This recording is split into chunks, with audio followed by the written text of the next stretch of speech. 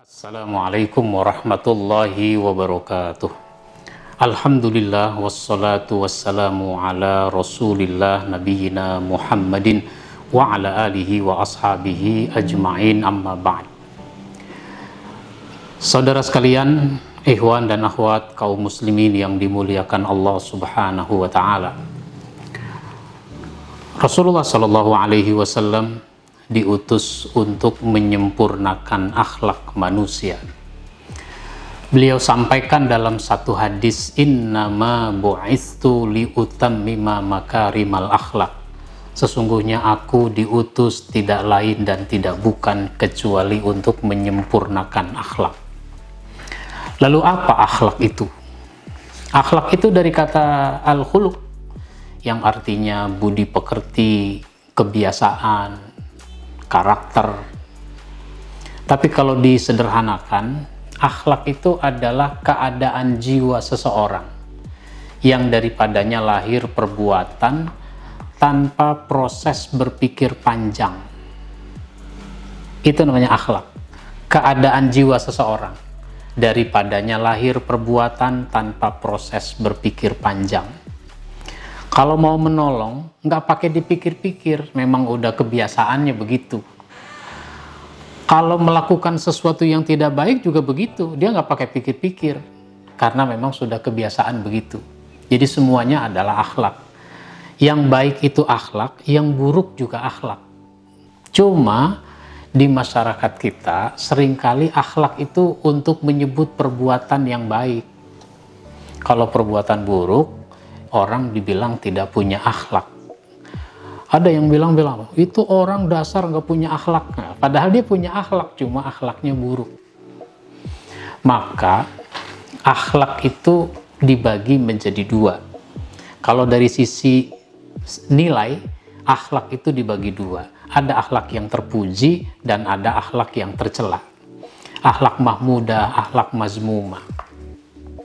Jujur, sabar, ikhlas, baik sangka, dan sebagainya, itu semuanya adalah akhlak yang terpuji.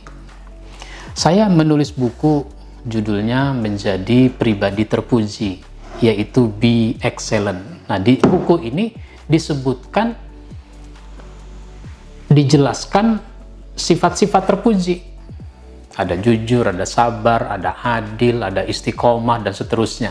Satu demi satu ini harus kita pelajari. Nah, yang kedua adalah dari sisi kepada siapa kita berakhlak, objek akhlak. Maka objek akhlak ini ada dua. Ada akhlak kepada Al-Khaliq, yaitu akhlak kepada Allah sebagai pencipta. Kepada Allah kita harus berbaik sangka, kepada Allah kita harus tawakal, kepada Allah kita harus ikhlas, dan seterusnya. Itu dijelaskan satu persatu tentang bagaimana akhlak kepada Allah. Yang kedua adalah akhlak kepada makhluk Allah. Akhlak kepada makhluk Allah. Makhluk Allah itu misalnya diri kita sendiri. Jadi orang harus berakhlak baik pada diri sendiri.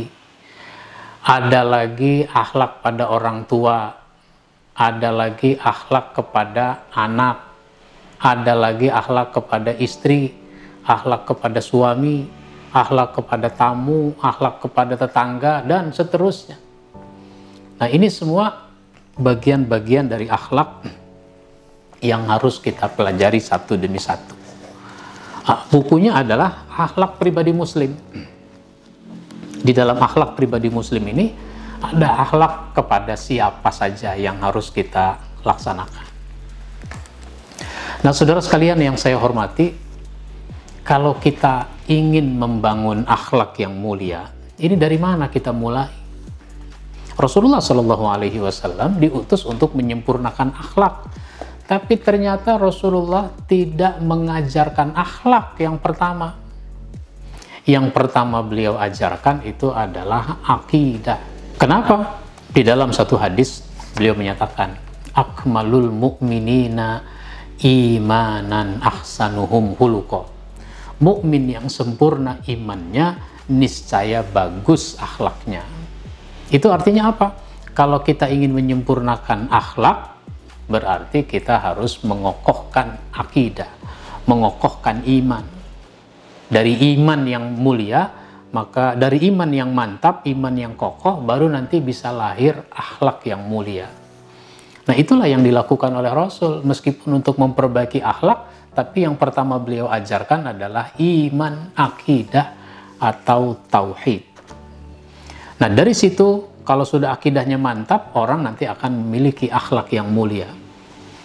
Lalu, untuk membangun akhlak yang mulia, setiap orang harus mendapatkan pembinaan, harus mendapatkan pendidikan. Sehingga Rasulullah SAW mendidik, membina, mengkader para sahabat agar memiliki akhlak yang mulia.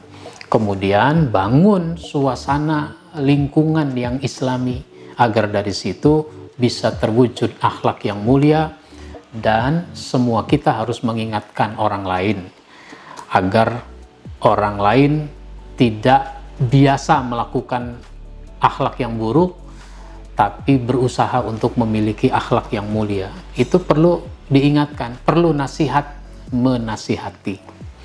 Inilah gambaran umum bagaimana kita harus memahami masalah akhlak. Untuk selanjutnya kita harus membahasnya satu demi satu, bagian demi bagian, agar kita memahami masalah akhlak secara utuh. Mudah-mudahan bermanfaat buat kita bersama. Mohon maaf bila ada hal-hal yang kurang berkenan. Insya Allah kita sambung pada kesempatan lain. Wabillahi taufiq wal hidayah. Wassalamualaikum warahmatullahi wabarakatuh.